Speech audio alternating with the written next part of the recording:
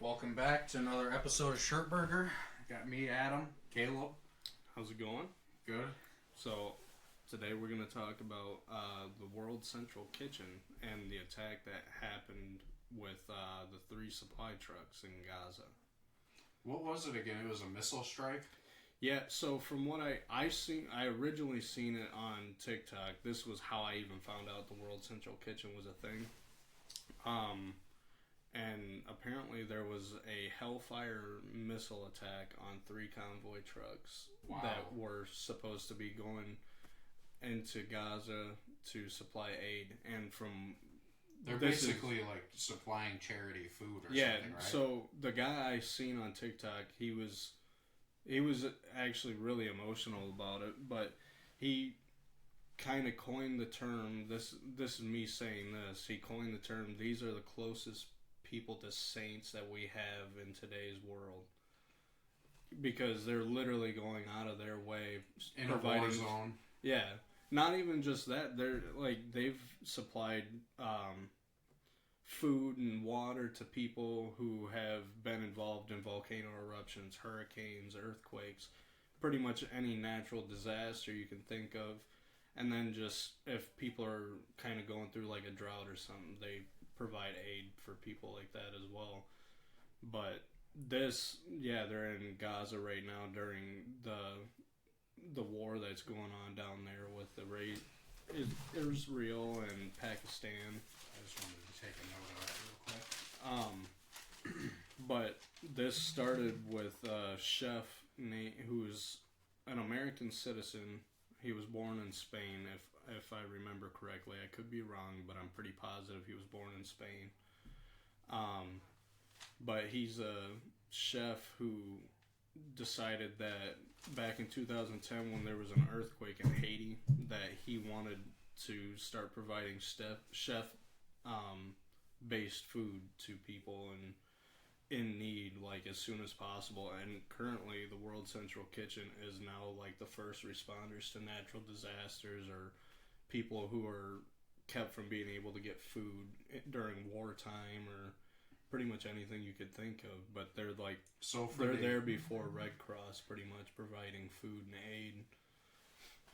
So the enemy basically was like, we're gonna launch some missiles, and I heard that they were like, we didn't mean to do that. But yeah, if I were someone who was trying to take out a nation or a group of people, that's probably where I would go. Is I'd probably strike down on their supplies.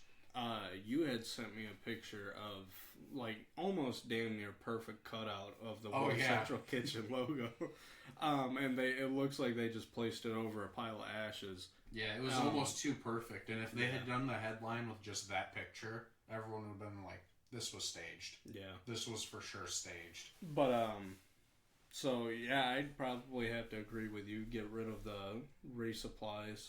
Yeah, and then lie about it. I would lie about it, too. I'd be like, I didn't mean to take out their supply chain. So, I'm not going to really side on what I think, because currently I'd probably like this is all hypothetical. Well, yeah. I'd personally prefer to do more information research on this, but from what I did see, this was in the middle of the night when this happened. So that's what Israelis' defensive forces are saying, it was just a complete misunderstanding and a mistake that they are going to try and take every precaution to not make again. But some that I did see was that Jose Andres, I think that's how you say his last name, the guy who started the World Central Kitchen. He's like a world famous chef or something, right? Yeah. He said that they were in communications with Israelis' defenses the whole time, and this still happened. So they were like, we're going to be here at this time, we're coming, don't shoot. I don't know if they were that detailed, but as far as I know, like, they told them, like, hey, we're going to be providing aid in Gaza to families who are struggling to eat. Probably at least, like, we're going to be coming through tonight around this time. Yeah, they probably gave them a heads up. I personally didn't find any information saying that. From what I have seen, Jose Andreas is completely pissed off, and rightfully so. 7 of his workers, volunteer workers from all across the world. I think there was a young American father who is a dual citizenship in Canada, but he was a young father who was killed. He's not the youngest. There was a younger person who was like 26, but there was just people from America, the UK. I would imagine that there was people from Gaza or Israeli or Pakistan, one of the two countries, who were trying to provide aid as well as volunteers. But 7 people were killed, and he's completely pissed off, and I don't blame him. Yeah, that's... But, like I said, this started in 2010 with Chef Andreas. So it's not even that old of a charity group. No, it's a pretty recent one. It could have been he could have been trying to volunteer before 2010, but that's just the year that I had seen it. And it mainly was with the Haiti earthquake that they had. But since preparing the first few hundred meals, the World Central Kitchen, or WCK, their teams have served meals to people recovering from crisis pretty much all over the world every single day. And they do it every single day. Yeah. But like I said, they help people with hurricanes, wildfires, tsunamis, volcanoes. And each time that they come across new experiences, they make their own unique aid program to that specific type of event, so that they can better help those types of people in that time of need way faster than normal. So if we had an earthquake that took out our town, they've already got a program set up to help out with earthquakes. It's almost like a fire department that's just got their guys ready to fucking go. Yeah, pretty much. But like a lot different, but the same concept. Yeah. So they've already got a plan made out for all these natural disasters, wartime, which they're currently still like adding on to it. But as soon as something happens, they've already got that program set up to where they can send out a specific amount of people with X amount of food and water to resupply and help aid those people in need. Yeah, like I even wrote it here. They continue to learn and adapt and build responses unique to each situation and their communities. But yeah, the whole bombing thing, I'm not saying this, but there is a possibility that they could have been trying to smuggle something in for the opposing force of Israel. You mean with the food truck? They could have. I hadn't even thought about that angle. That's something that my dad and I had talked about, because I asked him. It's just a conspiracy. Yeah, it's my own personal conspiracy. That's what we'll go with, just so people don't get too pissed off about it. But even like World War II, you had resistance all over the place, and they had ties. I think there was even some people who were inside the German army that technically would call them spies, but they would try to sabotage stuff from the inside. But what better way to smuggle something in if a defensive force already knows that you're going to be coming through? You might as well try and put something else on that vehicle. It goes all the way back to the Trojan horse. Yeah, that's the same concept. So, like I said, I'm not saying that's what actually happened. From what I did read, no, that's just a different angle, and that's one that most people wouldn't even think of. It's an angle that needs to be considered, I would say, just because it is a possibility. Yeah, and if you're coming to a conclusion about something, you have to weigh all of the options. Yeah. So, especially when it's something that's, 6,000 miles away. Yeah. In a country that we'll never go to. Yeah, hopefully. And you would never look at a humanitarian group like, oh, well, they're smuggling weapons or anything like that. You'd never look at them like that. Like, okay, well, they're just providing aid. And I do know that friendly fire does happen, and it does. From what the Israeli Defense Force says, it was friendly fire, and that it was a complete grave mistake, but people are still pissed off about it. I'm still pissed off about it just because, people were trying to help, and that shouldn't have happened.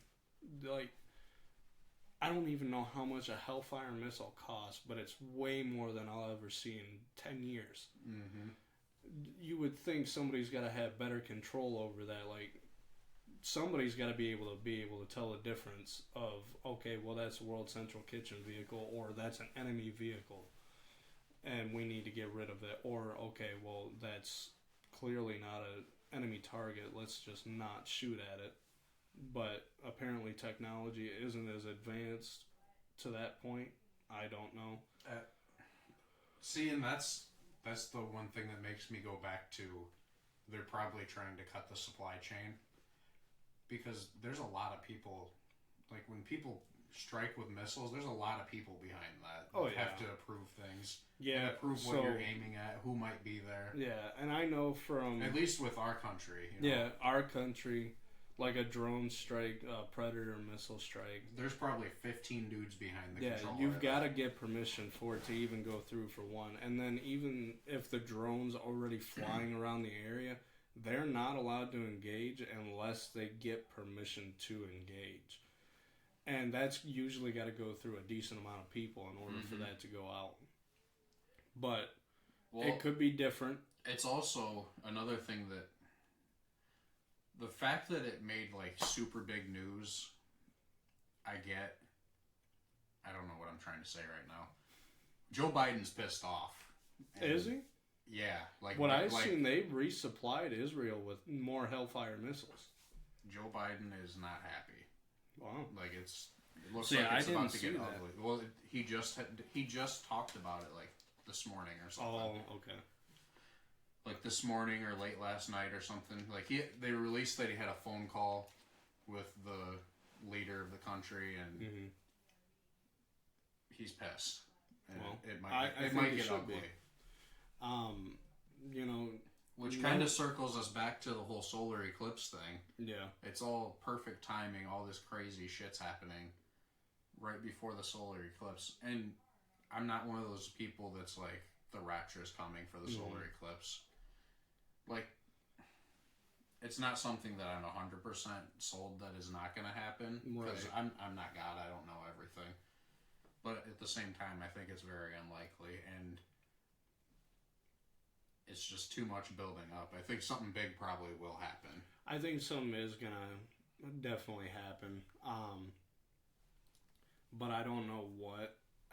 There's too much going on in the world right now to really kind of make up your mind on what's actually going to happen. My dad was talking to my mom apparently yesterday and a little bit today that he thinks there might possibly be like a really bad earthquake in America. It might not be specifically tied in with the solar eclipse, but apparently there was like a 4.8 magnitude earthquake somewhere in the world. I don't remember what they said. But they said that my mom's like, you might be right. It could actually be like a whole earthquake coming. And that's a good possibility, but I don't know for sure. Either way, it's got me on edge just because of how America's like, oh, well, you should stock up on food and water and make sure you've got an exit route. That's what makes it so concerning. Yeah, because the government's actually trying to be like out front in a way. Yeah, like they're still being shady, but they're like, I'm not saying anything's bad. Anything bad's gonna happen, but yeah, they're like denying it, but at the same time, pretty much proving it too. You know, if we want to, I know we weren't just talking about the biblical sense of the solar eclipse, but it kind of ties into it. Apparently, the ninth red heifer was sacrificed, which is like a seal, I guess. And they're planning on red heifers were definitely a part of a seal. They're planning on sacrificing the 10th, or maybe they did already. Yeah. Maybe that's what it was. Either they were planning on doing it on the solar eclipse, or they already did it. I don't know on when they planned on doing it or anything like that. I do know that 3 red ones were born in Texas and were shipped to Israel for sacrifice. See, you know what I'm talking about. Yeah, I know what you're talking about. And I think we did talk about it on that podcast that we did, but that could have been the one that the government took away from us too, so I might be forgetting something. God, that sucked. It did. That was such a good episode. But yeah, that's just kind of something that my parents were talking about. And it kind of went off topic of what we were talking about. But yeah, there's so much shit. I didn't know that Biden was getting pissed off with Israel for what they did. I actually, before I came over, seen that a few weeks before the attack, Israel's defense ministry issued a request to UNRWA, which is another humanitarian group operating in Gaza. The ministry wanted coordinates of UNRWA's offices, distribution centers, shelters, and other places where organization employees work or live. And it is the second time that they've asked that group to provide such coordinates. And this is coming from UNRWA's President and Chief Executive Sean Carroll, who partners with Jose Andres. So he's partnered with World Central Kitchen, which is weird because then a couple weeks later, attack happened on the World Central Kitchen. Not like I said, I'm not saying that it was planned, but that's just kind of weird how they were asked twice to provide coordinates, and now something like this has happened. That is really weird. So, and who's to say they didn't give it up?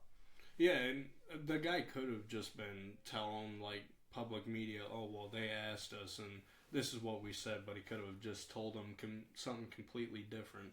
Because I didn't see at least what I seen and wrote down, it didn't say what he told the Israeli Defense Force.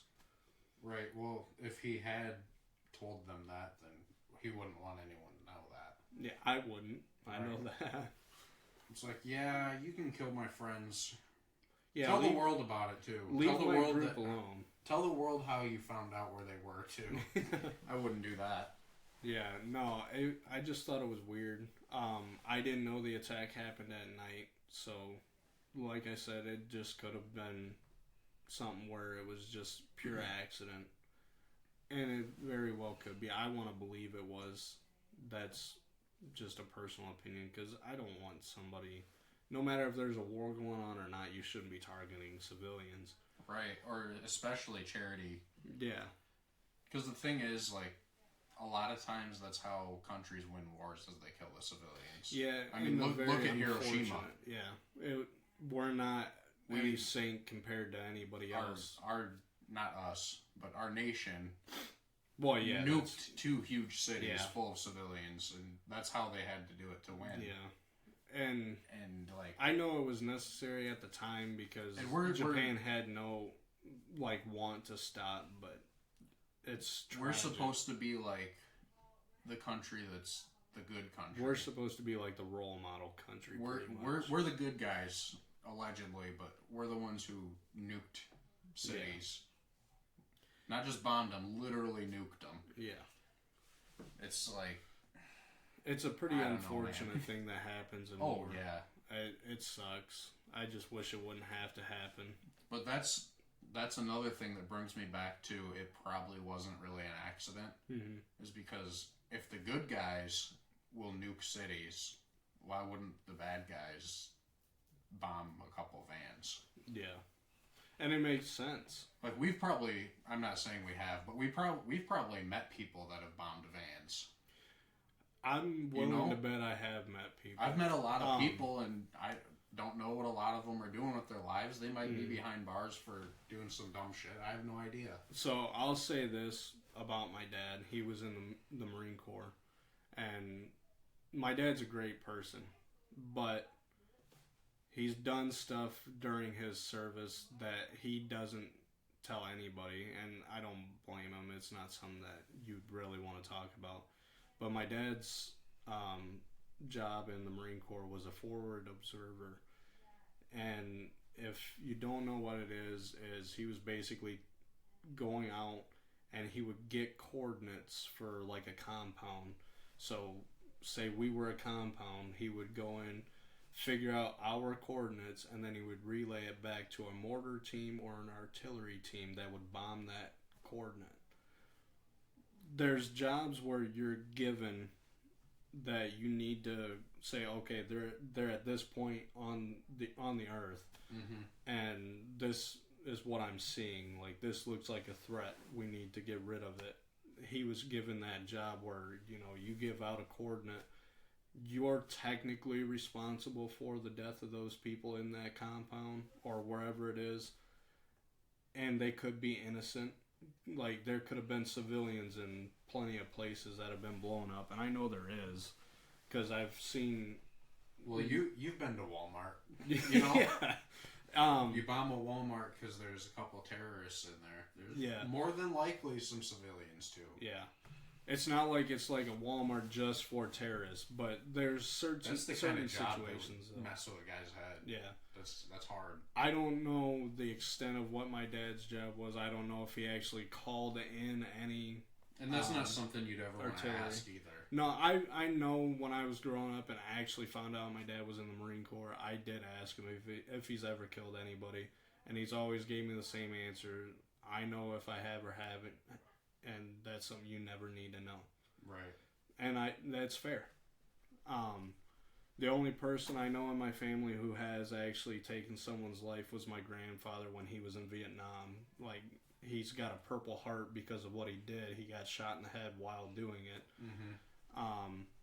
And my dad told me about it. My grandfather burned all of his uniforms, his medals, everything because of what he did. He basically ended up taking a very young person's life, multiple of them, and it messed with his head so bad that he just didn't want to deal with it. So can't blame him. Militaries get put in positions where if you don't do it, somebody's going to do it either way, and if you go against what they say, you end up going to jail. And then Vietnam, you come home after fucking ruining your mind, basically. Yeah. You're doing shit you didn't want to do, and then people are spitting on you, telling you you suck. And it's like, why would you want to support that? Yeah. So I don't know. The whole Israeli thing, I believe it was an accident just because that's what I want to believe. Yeah, I would like to as well. I'm just kind of playing devil's advocate. Yeah, I am too. I think there's a very good possibility that they had a more sinister reason for it. Got a smudge after all that. Whew, get rid of the bad energy. But I want to say that it definitely has the potential of being like a planned attack. I'm not saying it was, but... It was at least planned to an extent. That much is 100%. Somebody gave permission to fire the missiles, so that was definitely planned. But I don't know. No matter what way you look at the situation, it's just shitty in general. And it shouldn't have ever happened, but... Long story short, do you think Jesus is coming back on the 8th for the solar eclipse? Me personally, I'm going to say no. Yeah, I think there's something more along the government has something planned. That's what I'm thinking too. Either that or people are just fear-mongering and they want people They could be. If I owned a company that sold like survival stuff, I would be pushing that fear. Yeah. I'd be like, the rapture's coming on the 8th for sure. Yeah, and if you're not saved, you're stuck on Earth. Yeah, it's smart marketing. It's like, and if it doesn't, we're getting bombed. It's like, of course you'd say that. Yeah. You're going to sell a lot of shit. Well, plus with the war going on in Israel against Pakistan, I mean, that's just another way to kind of reinforce your thing. You know, they could come over here. They could fire upon America. Yeah. Apparently, from what I was told, I didn't research this at all, but apparently Chicago was brought up as an intended target to bomb. Well, See, with that, I think it's that there's like certain places in America that are like, this. If you're gonna bomb us, this is where you want to bomb us. Nuclear reactors. Yeah, those. So Byron, Illinois, they've got a nuclear reactor. I probably should have said that. Now they know, if they didn't already. But well, you got that kind of stuff, and then like Chicago. There's like 3 million people that live in Chicago. You want to try and do the most damage as possible with one bomb. But I don't know. There's just so much shit that you got to worry about now. I know I actually went out and bought a fucking rainwater collector. Did you? Yeah, it was a 100-gallon rainwater collector I got off. Does it have like a filter and stuff? Yeah, there's a filter on the top, so you, like bigger chunks of like leaves or dirt can't go in.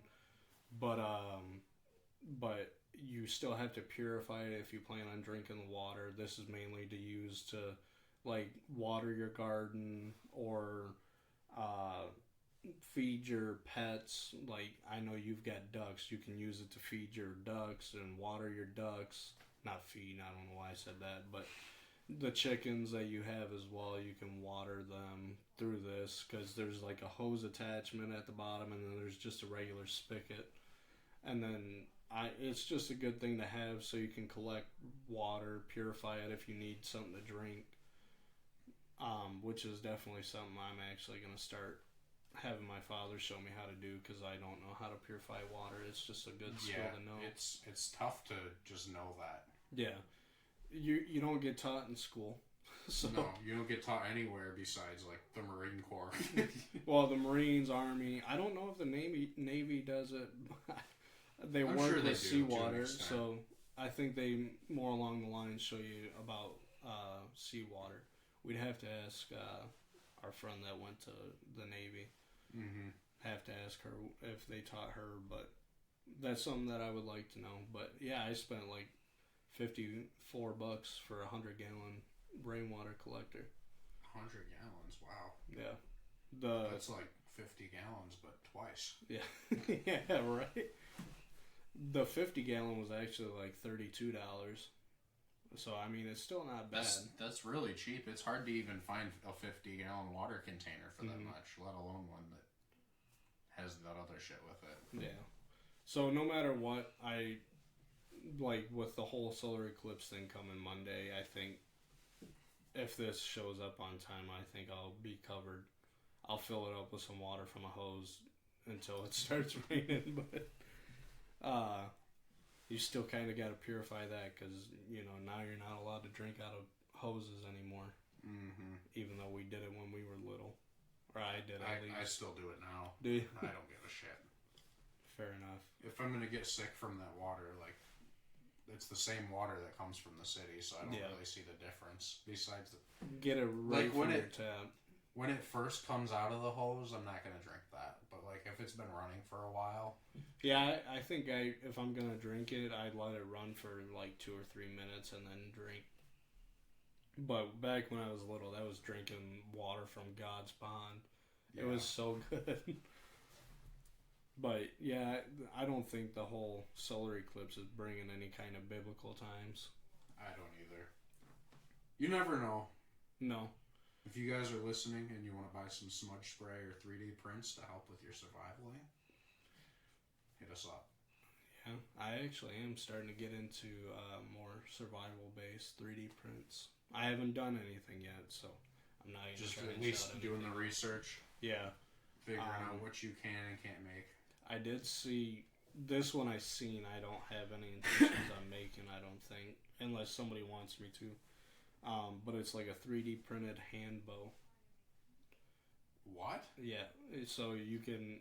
It's got holes for your fingers to fit in, and then you just attach like a pretty big rubber band tube, one of those that you see on industrial So it's basically things. like you could just do it for fun. Like yeah, you can do it for fun. You're not going to be killing deer with that. No. If you're going to kill anything, you're going to kill like a groundhog or a squirrel or something. Even that's probably questionable. Yeah, like a rabbit might be a little much for it, but you could still get a meal out of it if you're that desperate. And if you take the time to get accurate with it, but that's just something Speaking of meals, do you want to try these? Yeah, we'll try them. So, you guys might have tried them. I don't know how hot they really are.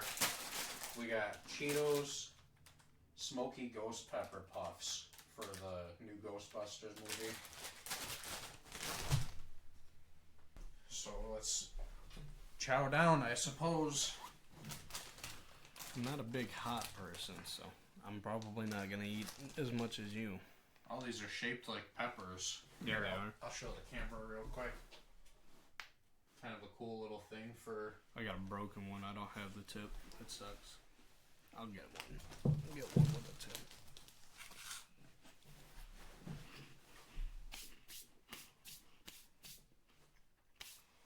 It's got some heat to it right off the bat. It does. And that's for the new Ghostbusters movie?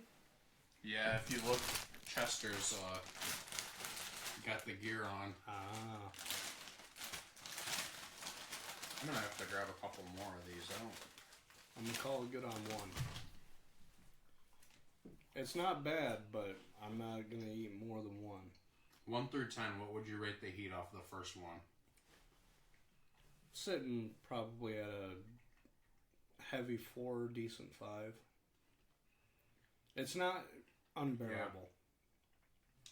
Yeah. Well, with 1 being mayonnaise and 10 being hell, I'm thinking like a 3 or 4. Yeah. I'd definitely put it around a pretty solid 4. Yeah. I have a little bit of a high spice tolerance. I do not. I'm more of like a hot So that's probably why mine's just a little bit lower. Yeah. For my... Like right now, the heat for me is going away. Like if I sit here and I eat one, I'll let it dissipate, and then I probably go back for more. But it's kind of one that the heat hits the back of the throat. Yeah.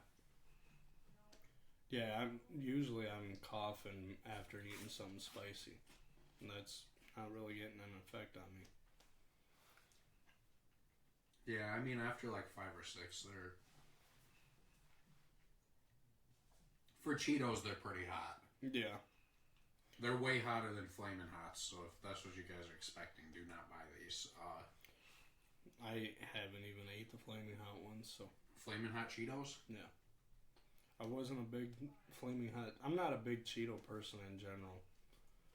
The only reason why, if I eat them at all, my kids are trying to shove them in my face. Hear that. I definitely hear you on that. So that's usually the only time I'm really eating Cheetos, so... But I'm more of like Tabasco sauce is kind of pushing it for me. You might be the only person I've ever met in my life that's never had Flamin' Hot Cheetos. I know. In my whole life, I've never met someone that hasn't. If you guys haven't ever tried Flamin' Hot Cheetos, leave a comment. If you have, leave a comment. Let me know whose side you're on, if you're on mine or Adam's. Yeah. Something I think we should try doing for a future podcast, which would be more of like a video. We should do a paintball match against each other. Oh, come on, that's a little unfair. Just because I played it since I was 8.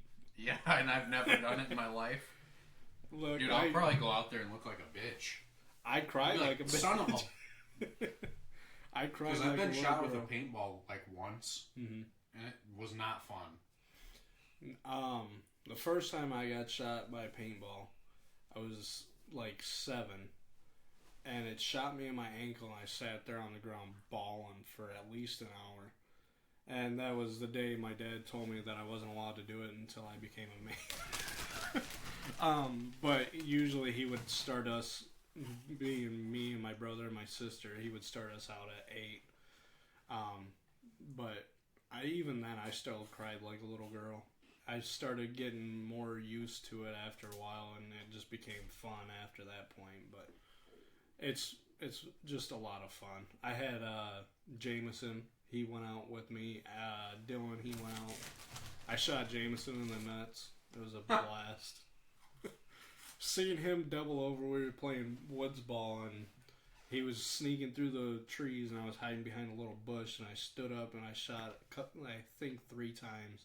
I hit him in both legs, and then right below the right nut. I actually remember when you guys did that, because you came to school Well, you were actually asking me if I wanted to go, and I was like, I'm not playing paintball. It was a blast. I was scared of it back then, even.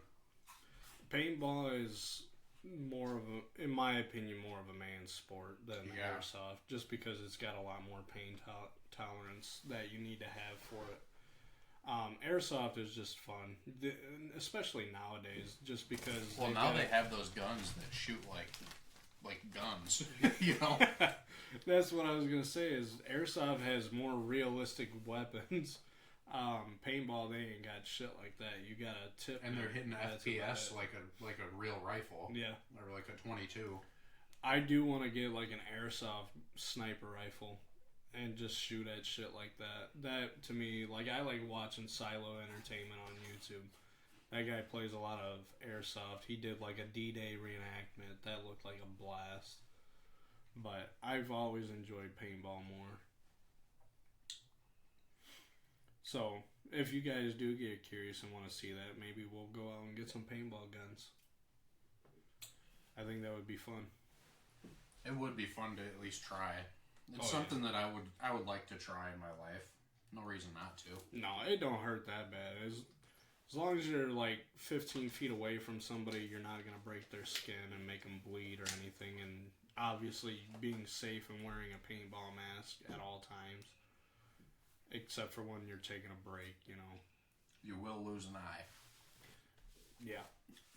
You definitely will. My brother, he had a couple of his friends come out when he first started playing paintball. And I remember sitting there with him. And my brother was just kind of sitting like this, had his hands in front of him.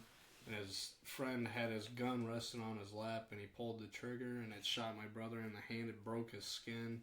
He was bleeding pretty bad, actually, and as a punishment for that, we made the kid get up and run the gauntlet, which was he took his shirt off, and then he had to run from one side of the paintball field that we built to the other and back, while everybody who was there shot at him. Oh, it was. I mean, that is a bogus thing to do to just. Well, he did do it on accident, but my dad was a firm believer in being punished for shit like that. Like, if you're going to be stupid, you need to be punished. Mm-hmm. If you're going to have your gun even resting, pointing at somebody, even when you're not around it, it's still a stupid thing because it could go off by accident. And that's for guns in general. Yeah, gun safety is a really big issue that people just don't understand. Yeah, and... Like, I mean, even with real ones, they're like, I don't care. I'm not going to get shot. I know what I'm doing. Like, no, you don't. Just be safe. Don't be an idiot. You went with me, and I just bought a new gun, and it's put in the case. A new airsoft gun. Yeah, new airsoft gun. It's not the one that I wanted to get, but it's a new airsoft gun. New airsoft gun that's a 6.5 Creedmoor or something, right? Mossberg's the brand. They make great airsofts. But that wasn't a cardboard box. I bought a hard case for it. That's put up now.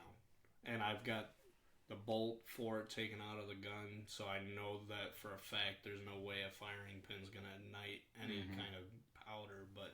That's a smart idea, too. Yeah. So, taking any kind of precaution you can, even if it's an airsoft gun or a real gun or a paintball gun, it's smart to do no matter what. Yeah. Always do gun safety if you're going to be using them. Like I said, don't be an idiot. No. If it's a real gun, you can end up going to jail, even if it's an accident. It still happened. You can't take that back. Yep. And it's all because you didn't want to take the extra, not even a second. It was just maybe like 5 seconds. Like, oh, okay, I'll walk over, pick it up, and turn it. Or point it down, put a gun sleeve on it. Well, I mean, like, to turn on a safety or something. That's not even a second. That's it's just as simple as pushing a button. But I think doing a thing of paintball would be a blast just to do for fun either way. We could get our wives in on it. Have them shoot at us. That might take out some anger from them. Yeah, I'm sure they'd like to shoot at us. I know mine would. Yeah. She wants to hit me every day. She likes playing around, though.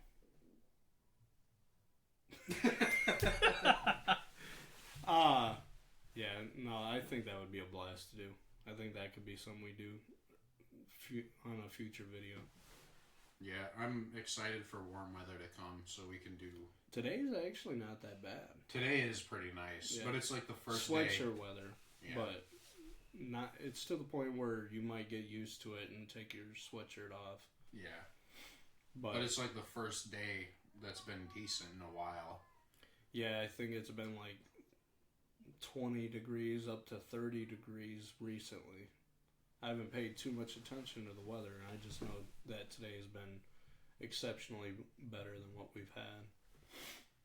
Actually, the warm weather would be a good time for us to take that road trip to the insane asylum, too, with your dad. Yeah.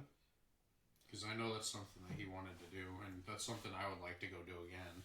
So that's actually something I was going to bring up, and I'll just do it now, just in case anybody thinks it would be a cool idea for us to try it. Obviously, we're not going to be able to do it right away, but there's a house that I was watching, this YouTube channel called Twin Paranormal. They went and visited a haunted house, and they did it with a YouTuber that I like watching called Your Narrator. I'll have to show you just so we can figure out the house, and then we'll talk about it, just because I don't remember what it's called. But they started investigating this house, and as soon as they started asking questions, they were getting activity left and right. Like, they had motion sensors that can only be set off if you were right on top of it, and they had 2 of them sitting on top of a case that was keeping a doll enclosed inside it. And the one was just going off constantly. I would like to do something like that. Like, maybe get, like, an EMP detector, you know? We'll definitely have to get, a REM pod or something. Do I really believe in that kind of stuff? Like, I'm skeptical. I believe in ghosts, don't get me wrong, but I don't really know that I believe that they set off EMP detectors and shit. Yeah, so that's what I don't understand. I don't get the whole EMF thing or anything like that. That's what it is. I don't know why I said EMP. Yeah, EMF. I'm dumb, guys. Don't be an idiot like me. It happens to the best of us. But I don't understand how all that equipment works, because I've watched all these YouTube videos and I've always thought, okay, well, they're just doing it themselves. It's fake. But then I've seen a couple of them where they'll set something on the ground and that thing will start going off, and they'll go up and they'll stomp on the floor and it won't set it off at all. Mm-hmm. So I don't know how they ask a question and it does. Yeah. Yeah. So I don't know if you get like a button to trigger it or something like that. Yeah, so I don't know. I think it is weird. I'd be more curious just to go and, see if you could actually get something, and then it comes with a button where you can set it off if you're hiding it, kind of thing. But that's something that I agree we should do, is go to the insane asylum. That'd be pretty interesting. Also, I'd probably be shitting my pants. So it's not that bad. No, my luck, that's when shit would start going down. My advice for anyone who's going to go into a place that they're worried might be haunted or have spirits or something is to just look at it as a building. Yeah. And you have to go in with like good intent, and when you leave, just make sure that you tell anything that could be following you out to not follow you out. Just to be safe. Those chips caught up to me. Did they? Yeah. Getting some acid reflux? A little bit. We're getting old. But, yeah, just tell anything that it doesn't have permission to follow you. If you're doing something like that, get some smudge spray. Actually, that's a good idea. Or get get that, and also get some sage to burn just to be double safe. Right. Which I have a lot of that too, if anyone wanted to buy a little bit. Just be safe. Even if you don't believe in spirits and stuff, I would just... It doesn't hurt. Why not? It doesn't hurt. What's the harm of just... Yeah. What's the harm of doing that and being like, saying, don't follow me out? You're not allowed just to be follow safe. me anywhere. Just to be safe. Yeah. So, yeah, I think that would be a pretty cool idea. Yeah. Bring some smudge spray, definitely, but... On my old YouTube channel, Demons Love Sonic, we have a video where one of the guys in the crew, basically tells you how to smudge. And it's just like a on the fly, just do it quick smudge. And I don't know, I go by it. I do it every time if I go into buildings like that. Just so this is all I'm gonna say. This is how I look at smudging. You just light it and you wave it around, or what do you do? Yeah, so basically, you would light it, and a lot of times the sage doesn't like to keep burning, so it's nice to have like a little torch or something. But you burn it, put the smoke. Make sure you push the smoke behind you. Because what you're doing is supposed to like cover you or something. Well, that and then you're also supposed to be pushing the spirits behind you so they can't follow you. Oh, okay. So that they're not on you. You're trying to get them off. The smoke's like a barrier, pretty much. Pretty much, and you have to do it with good intent. You have to have good intent, and that's the gist of it. Cover yourself in smoke. Makes sense. So yeah, I think your parents might think you were smoking weed. I think that's a good idea. Yeah. Weather gets better, we should definitely go and do that. Yeah, and right now would probably be a horrible time because it's so wet out still. But yeah, it just got done snowing here even a couple days ago. Even like next week wouldn't be a bad time. I don't know. We'll talk about it after. Yeah. So yeah, if you guys think that's a idea that you would like to see us do, we'll definitely start playing in it if so. And even if you guys don't, we still might do it. Yeah. The Insane Asylum one definitely will probably still end up happening. Yeah. It's something we're all interested in. Yeah. I've been there a couple times. I mean, the scariest thing that I had happen there was actually one of the guys that was with me, Ryan. It was really funny after he did it, but it scared the shit out of everybody. So we're all walking, we have our flashlights, we have our night vision camera out, walking through the rooms, and it gets quiet. And then we look in this room, I shine the flashlight in there, and he's just sitting in a chair staring. And I'm like, how the fuck did you get in there? And it was just a chair in the center of the room where nobody noticed that he was even gone. Right. And he's just in the center of this pitch black room just staring. I'm like, I couldn't have done that. Oh my god, it got me good. I would not have been able to do that. It was really funny though. I actually got some night vision goggles that actually work. I was kind of surprised with that, but I might try and bring those at that time too. I'll have to try. I have a camera that's night vision too. Do you? Yeah, it's kind of a shitty camera, which if you've seen any of Demons Love Sonic's videos in night vision, you know what camera it is. It works. It's just... They'll let you see. Yeah, exactly. And what I would like to do is I would go through and the room would be pitch black and you'd have 4 or 5 people following you that can't see. Yeah. You're all just trying to look into the camera lens to see, and it's kind of got me thinking about the game Outlast. Because in that game, you literally can only see in it if you use your video camera that has a night vision setting. Really? Yeah, it's a horror game, apparently. And it's supposed to be so scary, a lot of people haven't finished it. Wow. But that's what it reminds me of. That'd be pretty cool. Although... I'd be shitting my pants just walking through pitch black while somebody else is able to see what's going on. I'm gonna hear something chasing me down, and it's gonna have me so fucking scared, and you're gonna be able to it's a fucking rat. There's nothing in there. There's nothing in there, but what I will say about that place, and this is, maybe it'll give some anticipation for when we do it to the viewers. They did like lobotomies and shit at that place. Really? Yeah. And they have like a graveyard on site of people who died there, and the graves are mostly unmarked. Wow.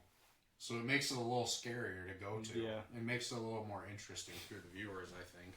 That wouldn't be a bad spot to take, like an EMF detector or something, or a RAM pod or REM pod, whatever it's called. But that would definitely be a pretty interesting spot to try those at least. But yeah, I think that's something we should still do, even if you doing ASMR. I'm trying. We should still definitely do that, even if nobody else wants to see it. I think that would still be pretty interesting to go and experience. This channel's not all about you guys. It's about us having fun, too. Yeah. That one's probably not going to have the best of time at the insane asylum. I don't like getting chased down. What are you going to get chased by? I don't know. Dude. Your dad might chase you. I know he will. So when I was a little kid, I just moved to the town that we're in. And my sister had this Furby-like thing. I don't remember what it was called, but it wasn't exactly a Furby. But... creepy. It was fucking weird. But she had this thing, and we were all down in the living room, and it was dark, and all of a sudden you can hear this fucking toy just start talking and making noises and dancing around up on her nightstand that she had. And my dad's like, what the fuck is that? So I was like, well, it's Casey's thing. Should we go check it out? He's like, yeah, go up there and turn it off. And I was like, no, if I'm going up there, you're coming with. So he's like, all right, whatever. So he walks up the steps. We go up there and we turned it off. And I'm going to say it again. We turned it off. And we turned around and started walking down the steps. And we get down to the first platform on the steps. And it goes off. I jumped on my dad's back. I was like, you need to fucking go now. I was bawling my eyes out, and he's sitting there like, you're gonna make me trip, fall down these stairs. I was like, doesn't matter. Get me down these steps. I've been so freaked out ever since. I hate shit like running at me. If I've got my back to you and you start running at me, I'm either gonna swing and punch at you, even if you're nowhere near me, or I'm gonna shit my pants and start running the other way. But... man, I just know something like that's going to happen when we go there. And it's probably going to be you or my dad now that I said that. But it'll be funny either way. I try to not make people uncomfortable in situations like that. Because then it's like, it makes them not want to do it again. I'll still do it again. It's just going to be dreadful. No. I'm more on the journalist side of it. Like, I'm just going there to show people and see what happens. Yeah. If something scary happens, then... hey, something scary happens. Yeah. It's better content, I suppose. I'm gonna douse myself in smudging spray. Something scary like that happens. Yeah, I think that's definitely something we're gonna do. But, probably sooner than later. Yeah. The whole house thing I was telling you about, I know it's not in our state, so we would definitely have to plan a time to actually go and do it. So definitely save money up for it. But yeah, it's a little bit of a drive. It's not like... well, this one I want to say it's close to Texas that I'm talking about. So. Oh, I was talking about the insane asylum. Yeah, no, I'm talking about the one that I just recently seen that YouTube video on. But definitely something that we should think about. You like those, don't you? They do actually have a pretty decent taste to them. I would recommend them if you like flaming hot stuff. If you like spicy...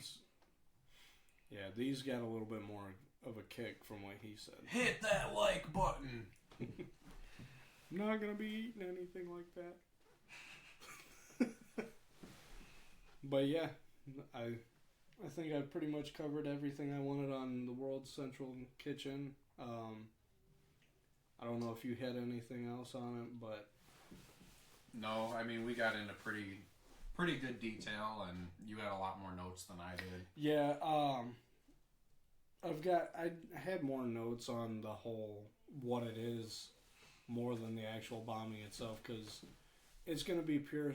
speculation on both sides for the bombing.